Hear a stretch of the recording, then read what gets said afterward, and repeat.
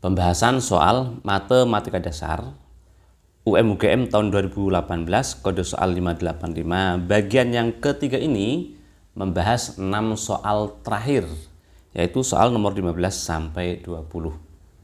Bagian pertama dan bagian kedua linknya ada di deskripsi video, teman-teman bisa lihat di situ ya. Seperti biasa, sebelum teman-teman melihat pembahasannya, alangkah baiknya kalau teman-teman mengerjakan soalnya terlebih dahulu. Nah, ini dua soal pertama.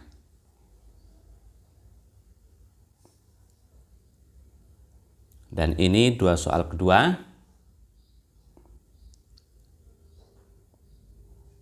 Serta ini dua soal terakhir di bagian ketiga ini yang akan kita bahas.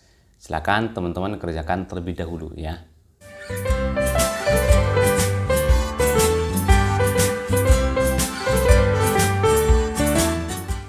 Soal pertama di bagian ini adalah soal nomor 15 tentang limit, teman-teman ya. Untuk limit kita harus langsung memasukkan X-nya, teman-teman. Kalau X-nya diganti 3 pangkat N dikurang 3 pangkat N itu berarti 0. 3 pangkat N per 3 dikurang 3 pangkat N per 3 berarti 0 juga. Oh, ini limit 0 per 0. Mengerjakannya kita bisa pakai pemfaktoran, bisa juga pakai L'Hopital ya. Nah, kita pakai L'Hopital aja, yaitu yang pakai turunan itu, teman-teman ya. Tinggal atas diturunkan, yang bawah juga diturunkan. Maka jadinya limit X mendekati 3 ini diturunkan jadi N kali X pangkat N-1 seperti ini. Ini tidak ada X berarti turunannya 0, teman-teman. Sama seperti 3 pangkat N per 3 ini juga turunannya 0 ya. Ini turunannya N per 3 kali X pangkatnya berkurang 1 jadi seperti ini. Dan yang kanan kita pecah, ini 81 itu 3 pangkat 4 berarti per 3. 3 pangkat 4 per 3. Oke, selanjutnya X-nya kita ganti 3. Berarti N kali 3 pangkat N-1. X-nya kita ganti 3 jadi seperti ini, teman-teman. Ya. Lihat, N-nya ini bisa kita coret. Jadinya 1 per 1 per 3. Itu sama aja dengan 3 dikali. Nah, ini pangkatnya dikurang ya. N kurang 1 dikurang ini. Nah, satunya ini habis, teman-teman. Tinggallah N dikurang N per 3 seperti ini. Dan ini sama-sama 3 itu bisa dicoret ya. Hasilnya berarti 3N, karena sama-sama 3, teman-teman. Berarti pangkatnya ini sama. N dikurang N per 3 sama dengan 4 per 3 seperti ini. Selanjutnya yang ini kita samain penyebutnya. 3N per 3 dikurang N per 3 atau jadi ini sama dengan 4 per 3. 3-nya coret. Berarti ini jadi 2N, itu berarti 4 ya. Berarti setelah N-nya itu 2. Itu jawaban yang B. Soal kedua di bagian ini adalah soal nomor 16. Jika kurva ini dan kurva ini mempunyai garis singgung yang sama di titik 1,6. Ilustrasinya tidak harus benar ya, teman-teman ya. Ada kurva, nah garis singgungnya di sini. Ini titik 1,6, teman-teman. Nah, seperti itu. Coba lihat titik ini, jelas dia terletak di kurva pertama. Dia juga terletak di kurva yang kedua. Artinya berarti titik 1,6 itu ada di sini dan dia ada di sini. Kalau titik itu terletak di satu kurva, tinggal kita masukkan substitusi. Nah, berarti ini bisa kita substitusi sini. X-nya ganti 1, Y-nya ganti 6. Berarti 6 sama dengan 1 kuadrat tambah A kali 1 tambah B. Seperti ini, teman-teman. Ketemulah A tambah B itu berarti 5. Sama, ini juga terletak di sini, berarti kita masukkan Y-nya diganti 6. Sama dengan 1 pangkat 3 C tambah 1 kali 1 tambah A. Jadi seperti ini. Ketemulah A tambah C itu 4. Nah, selanjutnya untuk garis menyinggung kurva seperti ini, teman-teman. Gradien garis itu harus sama dengan gradien kurva. Tapi hanya di titik singgungnya doang ya. Nah, ini teorinya. Berarti gradien garisnya itu sama dengan gradien kurva di titik singgungnya 1,6, kurva yang pertama. Tapi karena garis singgungnya itu juga garis singgung yang ini, di titik ini, maka dia juga sama dengan gradien kurva di titik, gradien kurva yang kedua ya, di titik 1,6. Oke, gradien suatu kurva itu bisa dicari dengan turunan. Gradien itu sama dengan turunan. Berarti turunan dari kurva pertama, 2x tambah A di 1,6 seperti ini teman-teman, itu akan sama dengan gradien ini berarti 3x kuadrat tambah C plus 1 di 1,6 atau x-nya 1. Nah, kita masukkan x-nya diganti 1 teman-teman. Berarti 2 tambah A sama dengan 3 tambah C tambah 1 diperoleh A dikurang C itu 2. Nah, berarti kita punya dua persamaan ini, A sama C variabelnya, bisa kita eliminasi, kita kurang misalnya, tambah juga boleh ya tentunya. Ini kita kurang, berarti A-nya habis, 2C kalau gitu 2, C-nya itu 1. Sehingga pertanyaan soal A tambah B tambah C, kita udah punya A tambah B tuh. Berarti ini 5 tambah C 1, berarti 6. Itu jawaban yang E. Soal ketiga di bagian ini adalah soal nomor 17. Fungsi ini mencapai maksimum atau minimum di titik mana? Maksimum atau minimum bisa diketahui dari turunannya. Berarti ini kita turunkan. Dan karena bentuknya pecahan, kita ingat lagi, kalau U per V, maka turunannya U aksen V dikurang UV aksen per V kuadrat. U itu yang atas, V yang bawah ya tentunya. U aksen berarti atas diturunkan, yang bawah tetap, dikurang gantian yang atas tetap, bawah diturunkan, per yang bawah di kuadrat. Oke, sekarang kita turunkan. Yang atas diturunkan dulu, berarti 2x tambah 2, yang bawah tetap. Jadi seperti ini teman-teman. Dikurang, gantian yang atas tetap, nah ini tetap dia. Yang bawah diturunkan itu 1. Per yang bawah di kuadrat. Nah, jadi seperti ini. Nah, sekarang kita kalikan dulu ini teman-teman. Jadinya seperti ini ya, kita kalikan. Kemudian kita kurangi, 2x kuadrat dikurang x kuadrat itu berarti 1x kuadrat. 4x dikurang 2x itu 2x, 2 dikurang 5 itu negatif 3, jadi seperti ini. Kemudian agar mudah ditemukan pembuat nolnya, kita faktorkan seperti ini. Nah, jadi teman-teman harus lancar pemfaktoran ya. Oke, sekarang nilai f aksen yang seperti ini teman-teman, atau yang ini ya, itu kita gambarkan pada garis bilangan. Terutama saat x-nya negatif 3, x-nya 1, f aksen itu pasti akan 0. Makanya saat min 3 sama 1 dia itu 0. Tapi saat x-nya itu min 1, karena letaknya di penyebut atau yang bawah, itu tidak boleh 0. Dia itu kalau 0 mengakibatkan segini itu tidak terdefinisi. Ingat, 5 per 0 itu tidak terdefinisi ya teman-teman ya. Karena 0-nya di bawah. Oke, sekarang kita tentukan plus min daerah di sini teman-teman gimana?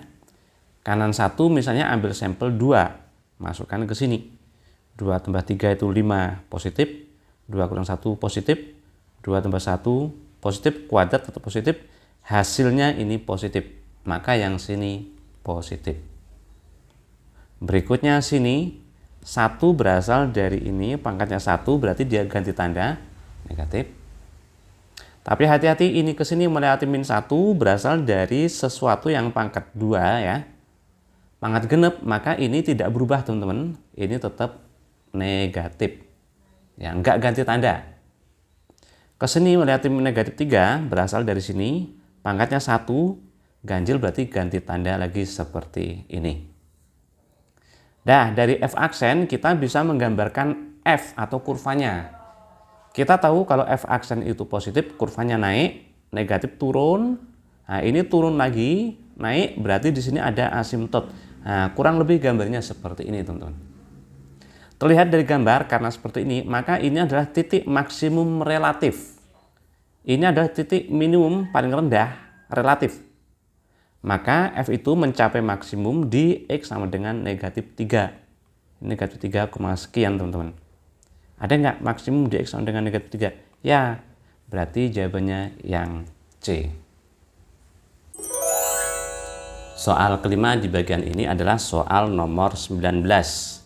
Jika 2 log B itu negatif 1, 2 log AB ya teman-teman, dan berlaku ini, maka persamaan kuadrat yang akar-akarnya ini dan ini berapa? Berarti kayaknya kita harus mencari A dan B terlebih dahulu. Dari sini 2 log AB itu bisa dipecah menjadi 2 log A ditambah 2 log B. Kan kalau ditambah jadiin 1, dalamnya ini dikali. Jadi ini teman-teman ya. Nah itu sama dengan negatif 1. Dan kita juga punya ini B log 2, kalau naik ke atas itu jadi 2 log B. Berarti 2 log A dikali 2 log B sama dengan negatif 6. Oke, salah satu kita ubah ya, misalnya 2 log B nya berarti negatif 1 negatif 2 log A seperti ini. Kita substitusi ke sini, 2 log B ini kita ganti dengan ini teman-teman, jadilah seperti ini ya. Dan kalau ini kita misalkan sebagai P, nah berarti ini P negatif 1 negatif P sama dengan negatif 6. Kita kalikan negatif P kuadrat ya. Jadikan satu kelas berarti negatif P kuadrat ke kanan menjadi P kuadrat, negatif P ke kanan menjadi positif P seperti ini. Ini tidak pindah berarti tetap negatif 6 sama dengan 0. Nah sekarang kita faktorkan seperti ini. Ketemulah mungkin P-nya negatif 3 atau mungkin P-nya 2. Kita ambil yang P negatif 3 terlebih dahulu. P tadi 2 log A, maka kita ubah ke sini. Nah, logaritma kita ingat lagi kalau seperti ini itu sama artinya 2 pangkat negatif 3 adalah A. Berarti A itu 2 pangkat negatif 3 atau 1 per 2 pangkat 3 atau 1/8. Nah, A ketemu atau 2 log A-nya ketemu, kita bisa mencari 2 log B. 2 log A-nya diganti negatif 3 teman-teman. Negatif 1 negatif 3. Negatif 1 tambah 3. 2 itu 2 log B. Nah ini sama artinya 2 pangkat 2 adalah B atau 4 ya. Nah berarti A-nya ketemu, B-nya ketemu, kita bisa mencari ini. Pertanyaan soal persamaan kuadrat yang akar-akarnya ini dan ini. Akar-akarnya kita cari terlebih dahulu. Di sebelah ini teman-teman ya. Nah, akar-akarnya adalah ini dan ini. Sekarang kita ganti A-nya tadi 1/8 ya A-nya. Dan B-nya 4 ya. Nah kita ganti teman-teman, jadilah seperti ini, 8/3 1/8 tambah 4. Samaan penyebut 4 itu berarti 32/8 ya. Dengan tambah 1 berarti 33/8. 8-nya bisa dicoret, 33 juga bisa dicoret ya. Nah seperti itu, berarti 11 dikurang 9 itu 2. Itu dari akar yang ini. Sekarang yang ini A-nya diganti, B-nya diganti teman-teman. Dan ini bisa dicoret ya. Nah seperti itu, berarti tinggallah ini 8. Berarti 3/8 itu yang bawah. Yang atas 1/8 tambah 4, yang bawah 3/8. Oke, kita kali 8/8 supaya ini hilang teman-teman. Berarti ini 1, 32, berarti 33 ya. 3. 33 bagi 3 itu 11. Nah itu akar-akar yang sini. Pertanyaan soal kan persamaan kuadrat yang akar-akarnya ini dan ini. Berarti udah ketemu akarnya 2 sama 11. Itulah pertanyaan soal teman-teman. Nah persamaan kuadrat yang akar-akarnya ini dan ini itu jelas X negatif 2 dikali X negatif 11. Ini kan dari sini ketemu akarnya 2, dari sini kan 11. Nah persamaan kuadrat kita kalikan X kuadrat. Negatif 11X, negatif 2X itu negatif 13X, positif 22 seperti ini. Dan ini adalah jawaban yang mana teman-teman? Yang B. Soal terakhir di bagian ini adalah soal nomor 20. Diketahui akar-akar persamaan kuadrat ini adalah Q dan 3Q. Kita ingat lagi, kalau akar-akarnya misalnya X1 sama X2, jika ditambah itu rumusnya min B per A. Berarti Q tambah 3Q itu min B per A. A-nya 1, B-nya negatif B kuadrat ya, C-nya itu C teman-teman. Nah berarti Q tambah 3Q itu min B per A menjadi B kuadrat per 1 ya. Seperti ini, B kuadrat per 1 nggak usah kita tulis. Ketemulah berarti ini 4Q itu B kuadrat. Sekarang kalau dikali X1 kali X2 itu rumusnya C per A. Berarti Q dikali 3Q itu C per A, A-nya 1 seperti ini. Berarti 3Q kuadrat itu sama dengan C. Kita diamkan dulu ya. Selanjutnya, jika 1B, C negatif 4 membentuk 3 suku berurutan dari satu barisan geometri, boleh kita tulis barisan geometrinya ini. Ini saya singkat ya, barisan geometri. Jika dia punya 3 suku, ada suku tengahnya, berlaku seperti ini teman-teman, barisan geometri. Suku tengah kuadrat atau U2 kuadrat itu suku pertama dikali suku ketiga. Pertama kali terakhir. Nah, U2-nya kita ganti B, berarti B kuadrat sama dengan 1 dikali ini atau tetap C negatif 4. Sekarang B kuadratnya kita ganti dengan 4Q dan C-nya kita ganti dengan 3Q kuadrat, jadilah seperti ini. Jadikan satu ruas, kemudian difaktorkan ya. Nah, seperti ini. Ketemulah Q-nya itu negatif 2/3 atau kalau enggak Q-nya itu adalah 2. Pertanyaannya kan nilai dari ini. Nah, coba ini kita sederhanakan terlebih dahulu. Negatif B kuadrat. B kuadrat itu 4Q. Berarti ini negatif 4Q. C itu 3Q kuadrat per Q. Jadi seperti ini. Coba lihat semuanya bisa dibagi Q. Ya. Berarti negatif 4 ditambah 3Q per 1. Atau 3Q negatif 4. Inilah pertanyaan soal ini teman-teman ya. Nah, Q-nya kita pilih yang mana teman-teman? Yang mudah dulu ya. Misalnya Q-nya itu 2. Nah, untuk Q2 berarti ini atau ini pertanyaan soal itu udah jadi ini. Q-nya diganti 2 teman-teman. Berarti 3 dikali 2 dikurang 4. Jawabannya 2. Itu jawaban yang E. Oke teman-teman, mudah-mudahan pembahasan Matematika Dasar UM/UGM tahun 2018 kode 585 bagian yang ketiga ini bisa membantu pemahaman teman-teman tentang soal-soal UM/UGM ya. Silakan teman-teman latih kembali. Mudah-mudahan ini bermanfaat. Semangat pagi, salam people Lonte.